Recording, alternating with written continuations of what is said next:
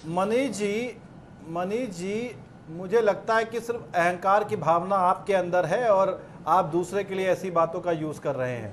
तो मुझे अच्छा नहीं लगता कि अगर आप इस तरीके से, आप जैसा वरिष्ठ श्री मुलायम सिंह यादव जी से पूछ लीजिए, बातें कर श्री शिवपाल यादव जी से पूछ लीजिए, अपर्णा यादव जी से पूछ लीजिए, प्रमोद गुप्ता जी से पूछ लीजिए, हरिओम यादव जी से अहंकार तो वो भूल गए। मुझे लगता है कि भरे मंच से जब अपना गुरु मानने वाले आडवाणी जी को उन्होंने प्रधानमंत्री जी ने नहीं छोड़ा, तो कौन सी बात कर रहे हैं? आपका दृष्टि दोष है।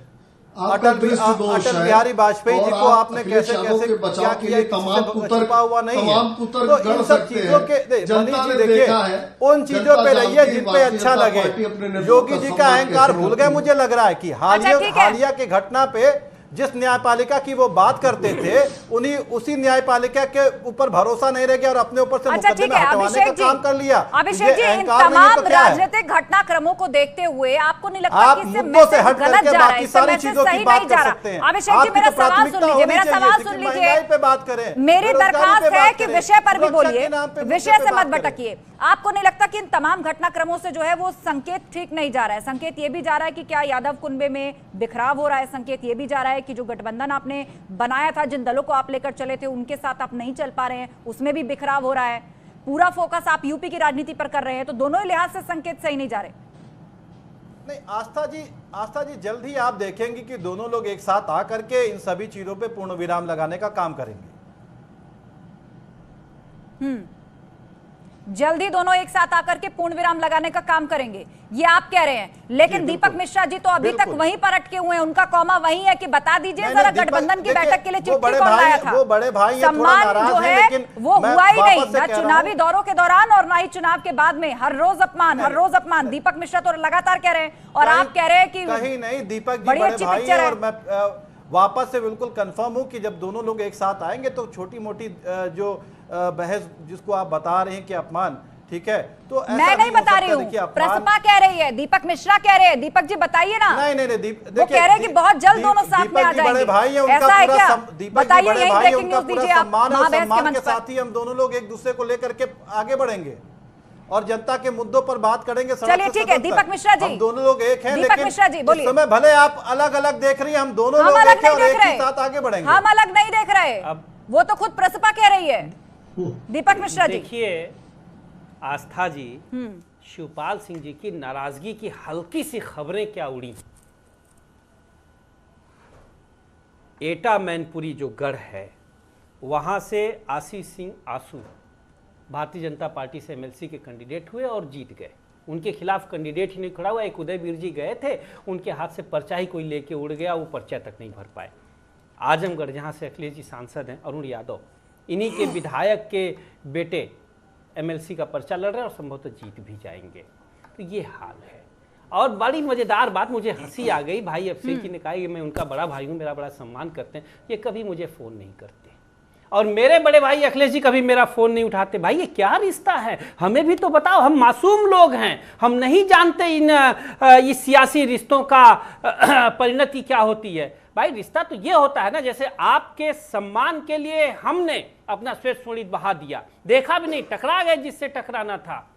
सम्मान अगर यह सम्मान है तो अपमान और अवमान का क्या होता है? अब तो मुझे शब्दकोशों से जी अब तो मुझे सम्मान शब्द का अर्थ ही हम लोग की समझ से परे आ रहा है। अब अगर अभी आपने देखा कि कैसे हमारे बड़े भाई दीपक जी ने अभी मुझे कहा था कि छोटे भाई का पूरा सम्मान है आपको। अब इस तरीके से मनीष जी बैठे हुए, अगर मैं उनको फोन नहीं करता तो क्या मैं उनका सम्मान नहीं करता हूं या किसी सम्मान में कमी कर देता हूं?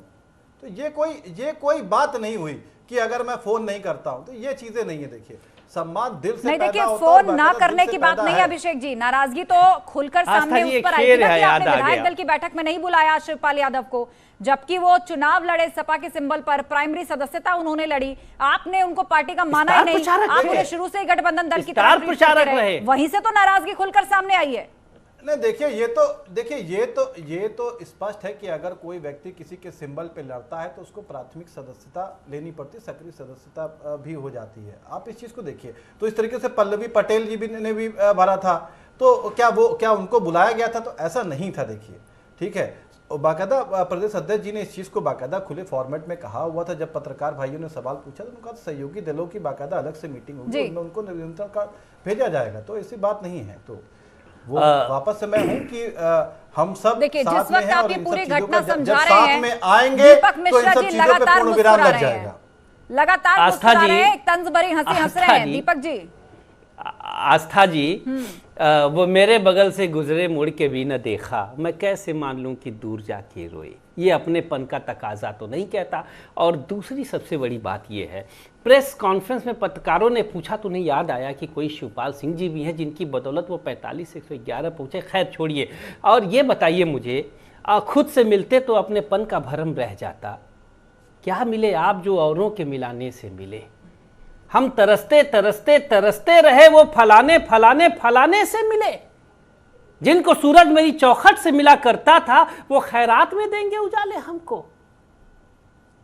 शिवपाल सिंह यादव जी का योगदान समाजवादी पार्टी को बनाने और बढ़ाने में आदरणीय जनेश्वर जी, आदरणीय बेनी बाबू, आदरणीय कपिल देव सिंह जी, आदरणीय नेताजी के बाद सर्वाधिक है। यह खुला सच है जिससे किसी का दिल इनकार नहीं कर सकता, जुबान चाहे जो बोले। उसके साथ ये हाल।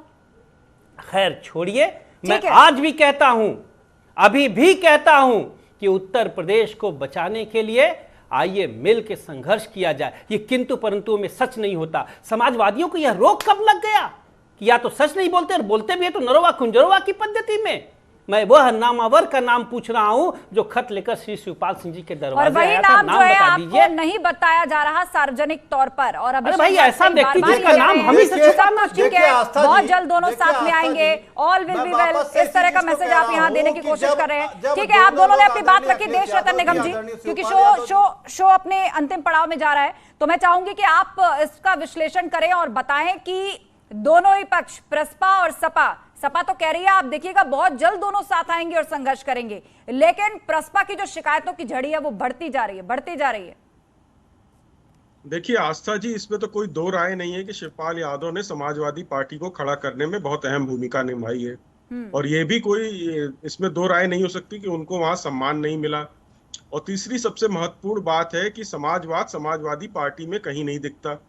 समाजवाद आज जो दिखता है वो भारतीय जनता पार्टी में दिखता है। उनकी कोई भी योजनाएं उठा लें जो निचले और गरीब तबके के लिए की गई हैं, तो राष्ट्रवाद और समाजवाद जहां है वहां पर अगर शिवपाल यादव जाना चाहते हैं, अगर उसके लिए आवेदन करते हैं, तो वहां पर मेरे ख्याल से इस पर सोच विचार जरूर होगा। और 2024 का जो इलेक्शन है वो भी बहुत महत्वपूर्ण है, क्योंकि केंद्र का जो रास्ता है उत्तर प्रदेश से होकर ही जाता है।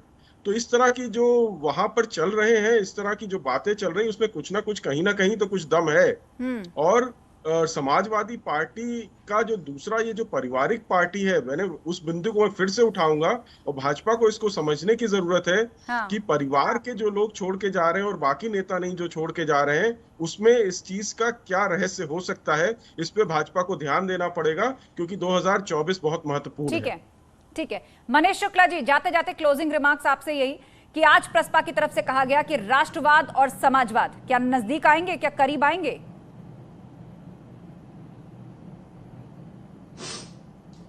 देखिए, अभी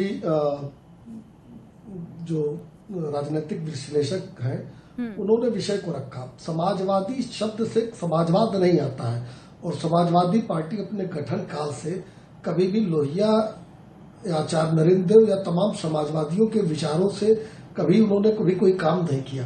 समाजवाद तो लोहिया जी तो सबसे बड़े ज्यादा विरोधी थे परिवारवाद के, लेकिन पूरी समाजवादी पार्टी परिवार के इर्द गिर्द सिमटी रही। भ्रष्टाचार के विरोधी थे, अपराध के विरोधी थे, धर्म के आधार पर राजनीति के विरोधी थे, जात के आधार पर राजनीति के विरोधी थे।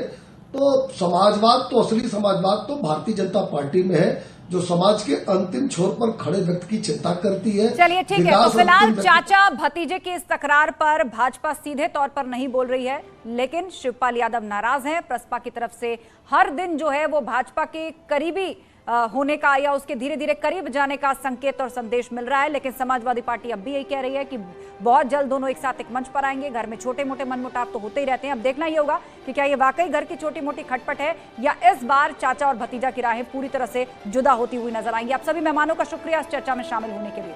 तो महाबहस में आज फिलहाल इतना ही। खबरों का सिलसिला लगातार जारी है, आप जुड़े रहिए हमारे साथ।